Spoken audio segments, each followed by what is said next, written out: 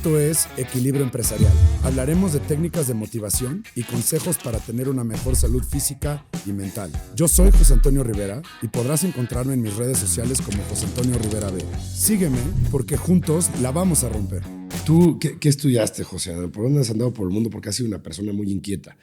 Yo me acuerdo que cuando no te conocía, estás hablando de que yo a lo mejor tenía 10 años, escuchaba a mis hermanos platicar que habías tenido accidentes muy fuertes, ¿no? Que te habías caído de la montaña, luego una vez te atropellaron en una motocicleta o brincando en un go-kart, no me acuerdo.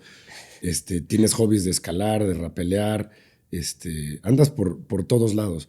Pero, ¿qué has hecho, o sea, con ese José Adrián de chavito y de por dónde lo has llevado y qué emprendimientos estás teniendo ahorita? Mira, a ver, está buena la pregunta. Sí, tuve dos accidentes muy fuertes. Uno fue rapeleando, me confié de más, la verdad. Lo hacía demasiado, entonces ya ni hice nudo de seguridad, no chequé mi anclaje porque rapeleaba hasta en los puentes del periférico y edificios de mis amigos de departamentos. O sea, la verdad lo hacía demasiado.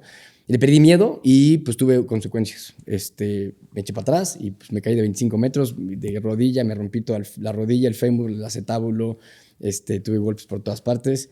Y de ese accidente pues estuve en cama en secundaria y entonces fue un accidente relativamente sonado. Por eso obviamente tú te acuerdas porque pues tuve en secundaria en silla de ruedas, luego en muletas, fue como muy visible y muy sonado, ¿no? En nuestro círculo ahí en la familia, que tenemos amigos en común y tus primos, ¿no? Y ese fue como un primer aprendizaje de algo que fíjate que como que de alguna manera uno de los miedos que hoy yo tengo es mi no miedo al no miedo. O sea, yo veo a mis hijos, y específicamente a Darío, que tiene 1 año y medio, y digo, no tiene miedo de nada.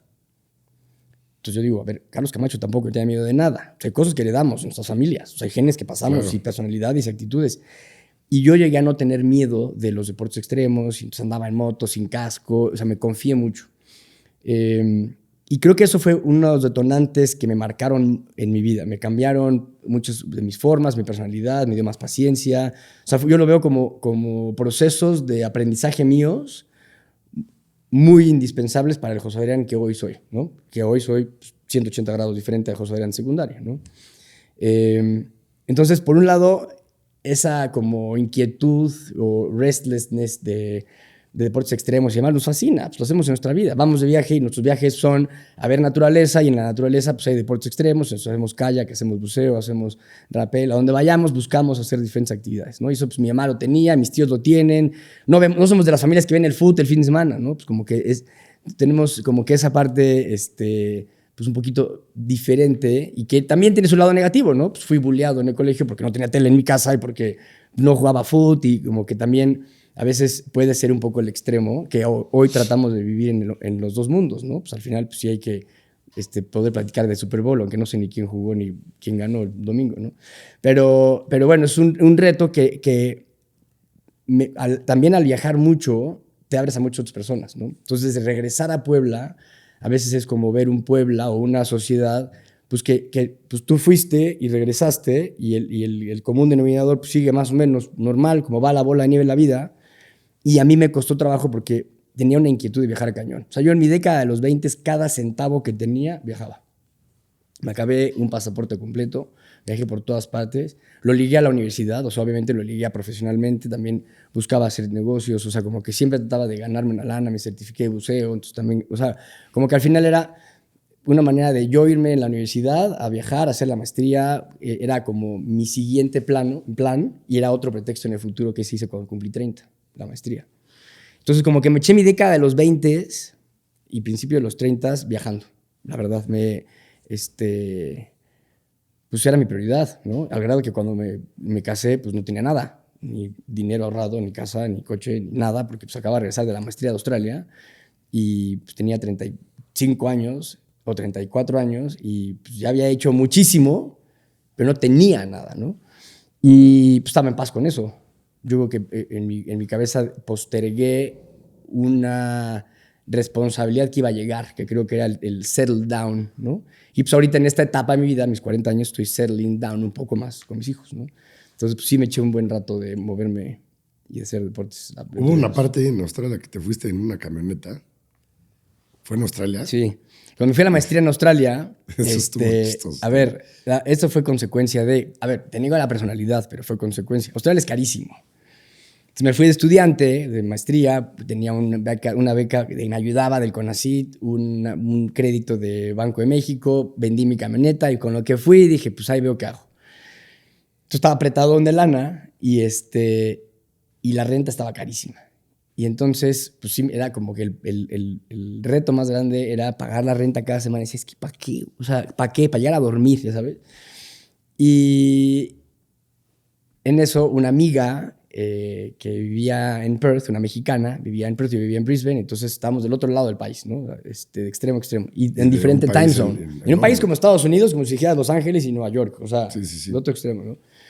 Y entonces Jade y yo platicábamos mucho de la distancia y ella vivía en una van. Y era una hippie con su esposo, casados, viviendo en una van en Perth y trabajaban de meseros y dormían en un parque. Y yo decía, están locos. ¿Cómo viven en una van? O sea, en un parque, ¿no?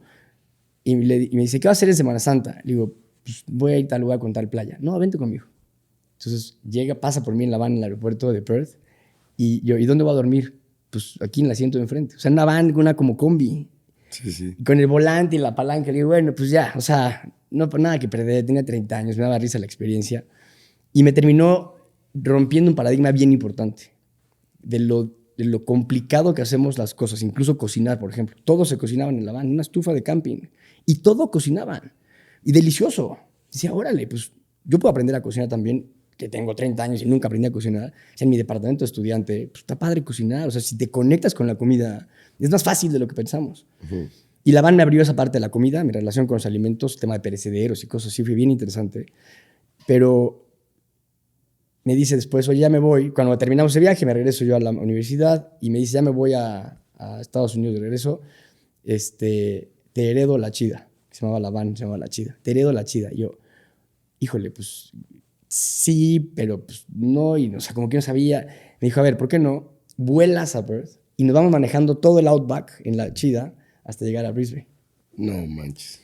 Y literal dije eso, no manches, ¿cómo crees? O sea, no nada más los insectos que todo el mundo piensa de Australia, o sea, deja los insectos y víboras. El calor, las distancias, o sea, había tramos de 900 kilómetros y no veías pueblitos. O sea, veías cada 500 kilómetros un gas station que tenía una roadhouse y tenía, that's it. No tenemos que llevar agua, tenemos que llevar llantas extras, no había señal de celular.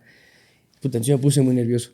Y fue una prueba bien interesante, porque también me enfrenté a miedos, que estiré un poco la liga de algo que lo fui compartiendo en redes y muchísima gente como que también le generó una sensibilidad de más contacto con la naturaleza, de acampar mucho, de ver atardeceres extraordinarios, o sea, de genuinamente salirte, ¿no? Y ahí terminé viviendo en la van, regresé a mi universidad, se van ellos y me quedo con la van y dije, me estacioné afuera del campus de la uni, pagaba mi estacionamiento de $2 al día, pagué mi mensualidad del gimnasio y ahí me bañaba, iba a la escuela de negocios, ahí hacía mi trabajo, hacía mi sala, había películas y todo, y vivía en la van en la noche. Vivía así 12 meses en la universidad, en la maestría, güey. Y luego ya me estacioné afuera de casa de una amiga y ya ahí en la casa de la amiga pues ya tenía más infraestructura de casa.